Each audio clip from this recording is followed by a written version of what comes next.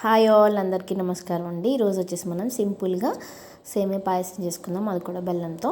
దానికి ఒక 400 ml పాలు తీసుకున్నానండి. నేను వాటర్ ఏం కలపట్లేదు, కొన్న పాలు మరిగినాయి కదండి. మరిగాక ఒక టీ కప్లో హాఫ్ అంతా సేమియాలు వేసుకుని ఒకసారి కలుపుకొని చక్కగా దాన్ని ఉడికించుకుందామండి. అది ఉడికే లోపల ఒక 4 ఇలాచీ తీసుకొని చక్కగా దాన్ని పొడి చేసుకుందామండి.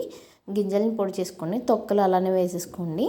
ఇది వేసుకున్నాక ఒకసారి అయితే మనం కలుపుకుందామండి. సేమియా కూడా ఉడికిపోయిన తర్వాత మనం గ్యాస్ అయితే ఆఫ్ చేసేసుకుందాము. గ్యాస్ ఆఫ్ చేసేసిన తర్వాత మాత్రమే ఒక పెద్ద టేబుల్ స్పూన్స్తో 2 స్పూన్లు బెల్లం పొడి వేసుకుని ఒకసారి కలుపుకొని మూత అయితే పెట్టేసుకుందామండి.